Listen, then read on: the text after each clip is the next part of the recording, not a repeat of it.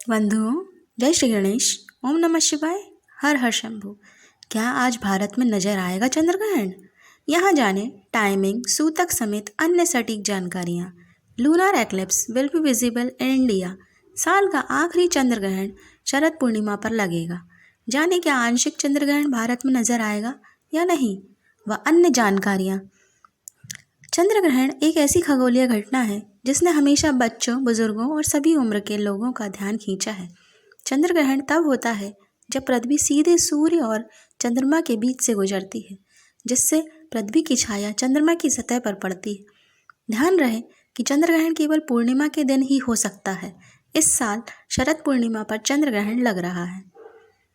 चंद्र ग्रहण आंशिक चंद्र ग्रहण शनिवार 28 अक्टूबर को शुरू होगा और रविवार 29 अक्टूबर तक जारी रहेगा।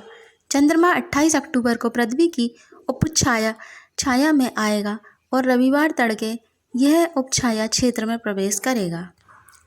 चंद्र ग्रहण भारत में शनिवार 28 अक्टूबर को रात लगभग 11:30 बजे शुरू होगा और 29 अक्टूबर रविवार को लगभग 1:05 बजे भारतीय समय अनुसार पृथ्वी की छाया या उपछाया का गहरा हिस्सा चंद्रमा को कवर कर लेगा।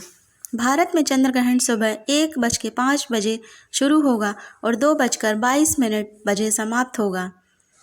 ग्रहण लगभग 1 घंटे और 16 मिनट का होगा। क्या भारत में देखा जाएगा चंद्र ग्रहण? जी हाँ, 28 अक्टूबर शनिवार को चंद्र ग्रहण भारत और एशियाई महाद्वीप में दिखाई देगा। अमेरिकी अंतरिक्ष एजेंसी नासा के मुताबिक चंद्र ग्रहण भारत के सभी हिस्सों में दिखाई देगा। चंद्र ग्रहण अफ्रीका, यूरोप, एशिया और ऑस्ट्रेलिया के क्षेत्रों सहित पूर्वी गोलार्ध में दिखाई देगा। हालांकि चंद्र ग्रहण संयुक्त राज्य अमेरिका के कई हिस्सों में दिखाई नहीं देगा, लेकिन यह चंद्रोदय के समय ब्राजील के कुछ क्षेत्रों में दिखाई देगा। चंद्र ग्रहण 2023 सूतक काल का समय 9 घंटे का माना जाता है।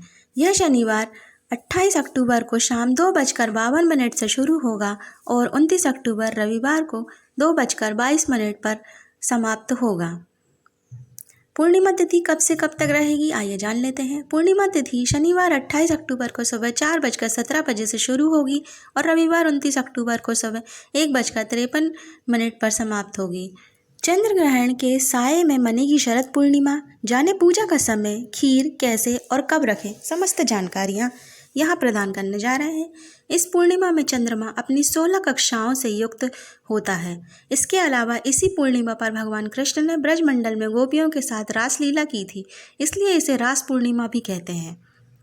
जी हाँ, अश्विन शुक्ल पूर्णिमा को शरद पूर्णिमा आदि नामों से जाना जाता है। साल में 12 पूर्णिमा में यह पूर्णिमा सबसे श्रेष्ठ मानी जाती है। इस पूर्णिमा में चंद्रमा अपनी 16 कलाओं से युक्त होता है। इसके अलावा इसी पूर्णिमा पर भगवान कृष्ण ने ब्रजमंडल में गोपियों के साथ रासलीला की थी, इसलिए इसे रास पूर्णिमा भी कहते हैं। पौराणिक मान्यताओं के अनुसार इसी दिन समुद्र मंथन से माता लक्ष्मी प्रकट हुई थी। इस दिन माँ लक्ष्मी के पूजन करने से व्यक्ति की सभी मनोकामनाएं पूर्ण होती हैं, माता लक्ष्मी का आशीर्वाद मिलता है और सुख समृद्धि आती है। लेकिन इस साल शरद पूर्णिमा का साल अंतिम चंद्र ग्रहण भी लगने जा रहा है। शरद पूर्णिमा पर 28-29 अक्टूबर की रात्रि को खंडग्रास चंद्र ग्रहण है। यह ग्रहण अश्विनी नक्षत्र मेष राशि पर लगेगा। चंद्र ग्रहण 1 घंटा 19 मिनट तक रखेगा। चंद्र ग्रहण के कारण इस बार शरद पूर्णिमा को रात में अमृत वर्षा के दौरान खीर नहीं रखी जा सकेगी। इस बार 30 वर्ष के बाद ऐसा संयोग बना है कि शरद पूर्णिमा पर चंद्र ग्रहण का साया रहेगा। इस कारण महालक्ष्मी पूजन नहीं हो सकेगा। साथ ही जो लोग पूर्णिमा की रात्रि को खीर बनाकर रखते हैं, वो 27 अक्टूबर की रात में खीर बनाकर 28 अक्टूबर की सुबह 4:17 पर चंद्र किरणों में रखकर शनिवार की सुबह स्नान कर भगवान श्री कृष्ण को खीर का भोग लगाकर परिवार में प्रसाद रूप में ग्रहण कर सकते हैं। चंद्र ग्रहण समाप्त होने के बाद खीर बनाकर रखी जा सकती है। सुबह उसे प्रसाद के रूप में ग्रहण कर सकते हैं।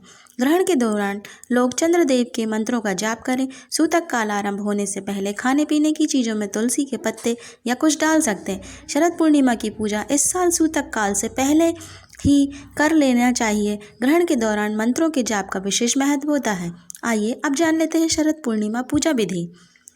इस पावन दिन सुबह जल्दी उठकर स्नान कर लें। इस दिन पवित्र नदियों में स्नान करने का बहुत अधिक महत्व होता है। आप नहाने के पानी में गंगा जल डालकर स्नान भी कर सकते हैं। नहाते समय सभी पावन नदियों का ध्यान रखें। नहाने के बाद घर के मंदिर में दीप प्रज्वलित करें। अगर संभव हो तो इस दिन व्रत भी रखें। सभी देवी देवताओं का गंगा जल से अभिषेक करें। पूर्णिमा के पावन दिन भगवान विष्णु की पूजा अर्चना का विशेष महत्व होता है।